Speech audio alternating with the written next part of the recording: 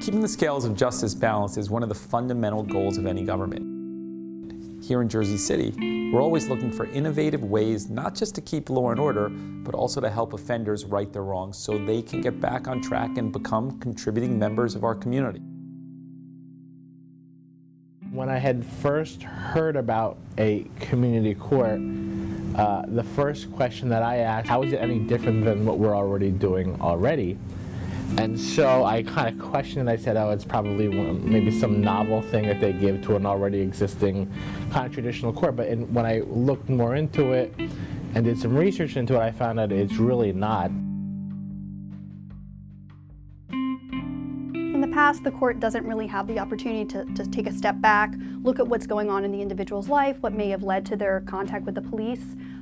This program gives the court that opportunity and can provide the attorneys and the judge with that extra information and really trying to get this person back on the right track.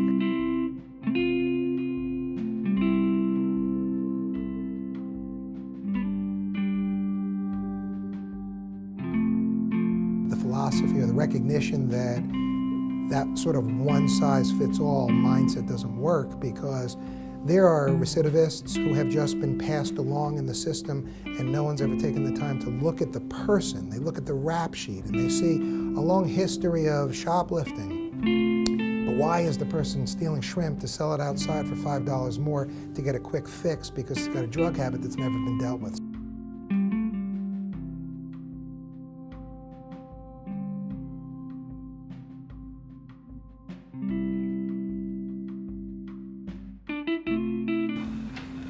All rise.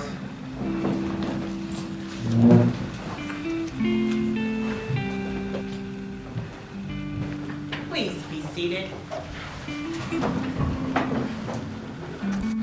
The prosecutor's role in this with the community court has not changed. It's still paramount to the community court as well as every court system. We want to help the defendant to rehabilitate themselves and give back to the community. However, our ultimate responsibility is to ensure public safety. The Jersey City Municipal Court, Courtroom 3, 9 a.m. session is now in session. This idea of community, because you've got a big, beautiful, diverse community in Jersey City. Some people do very well, some people are trying their best to get by. And there are people who get themselves into trouble and they need help. And if you don't focus on the people and you only focus on the crimes or the substance or nature of the allegation, sometimes you miss what the driving force behind it is.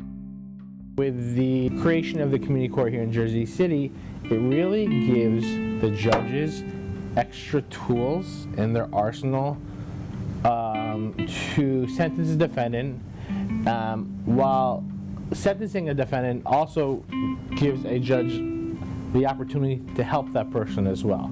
In terms of once I've made a decision to go an alternate route, instead of perhaps maybe a conditional discharge or a conditional dismissal, I now have the option of directing the individual to the community court.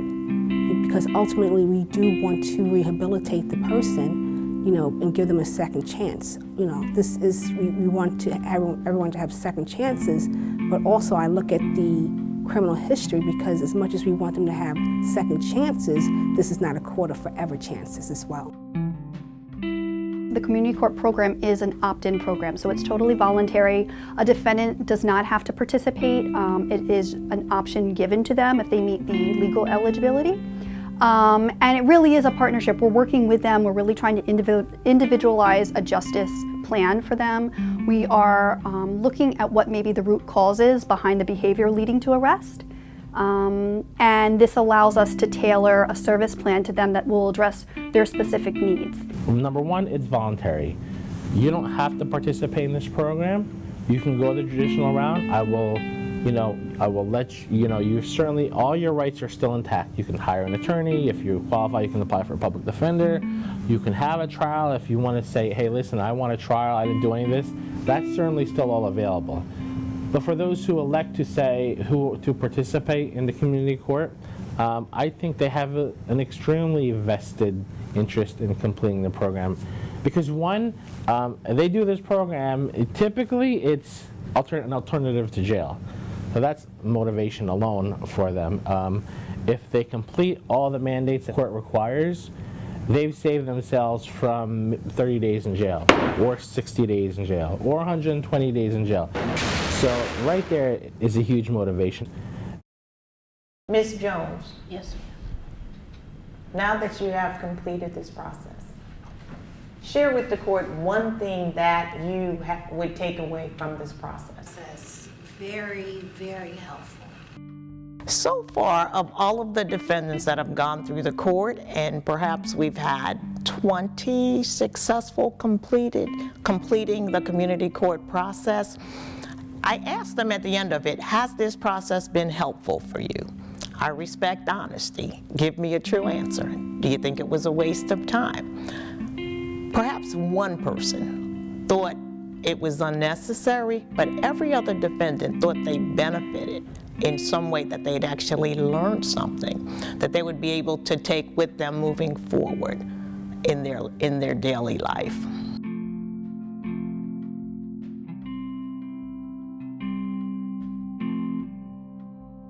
Four, I would say, all right, you're charged with theft. You've had 4 convictions, you're gonna do 30 days in jail. That's how we would do it traditionally. Now, under the community court, I would say, John Doe, listen. First of all, I would shake his hand and say, come on, come up here, sit down, let's talk. What is it that caused you to do this? What is going on in your life? And it really forces us to engage in a conversation with the defendant, sit down, get to know the person, and really say, so what is going on with you, and how can we help? What it requires is a whole different philosophy in looking at a case. It requires you taking your mentality and just your habits of how you typically handle a criminal case, and basically turning it upside down. Courtroom 3, 9 a.m. session is now in session. After getting the buy-in from the judges, from the city, we started going out to the community and really asking what is going on, what are the quality of life issues in your neighborhood. We sought out a number of neighborhood associations, non-for-profits, stakeholders, by talking to one stakeholder, getting names for other individuals who may have an interest in this program and have information that they can share with us to help us develop what has come to be. Community Solutions came to us and asked if we would have participants come and do their community service here, which was fine with us. But we did ask that we would be able to screen each client first because of the environment in which we are in. So the person comes, we screen, we talk to them and see, how they are and what they've been through, a little bit information. And then they are allowed to come here and spend their hours either helping in our food pantry. We also have a soup kitchen where they can come and go downstairs and help to serve the community. We have had no problems. Everyone has come, done their hours faithfully, and we keep them coming. As much as they need us, we'll take whomever can come and help us. We need them just as much as they need us.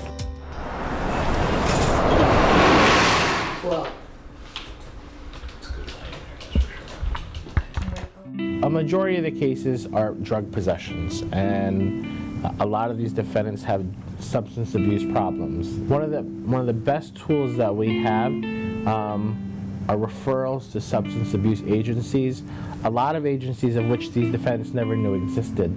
We have something to offer. We provide substance abuse counseling. Inclusive in that substance abuse counseling, we provide family counseling. Also, we provide domestic violence, anger management. We do individual counseling, group counseling, and family counseling. So I believe this treatment is very necessary. I believe that if people get the help that they need, they can become more productive in the community. A lot of these agencies have community outreach, and so it was really just making that link with this program. So we really are facilitating referral and not providing the direct service. The city is not paying for the direct services that are rendered. We're just triaging and helping guide them in the right path for an agency that can provide it. people that are participating in that program have certain obstacles. We don't want healthcare to be one of those obstacles. So we're working very closely with the Community Solutions Program to provide patients that need access to healthcare for themselves, healthcare for their families, healthcare for the children.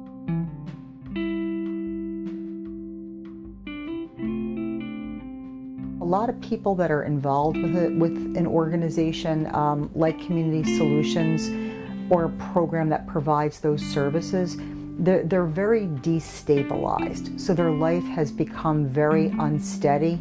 They're involved with legal issues. That's the reason that they're involved with Community Solutions. They have work issues, they have family issues, they're depressed, they have a lot of difficulty with functioning. So what we do, this is a brief short-term service here. So we only see people for up to 30 days.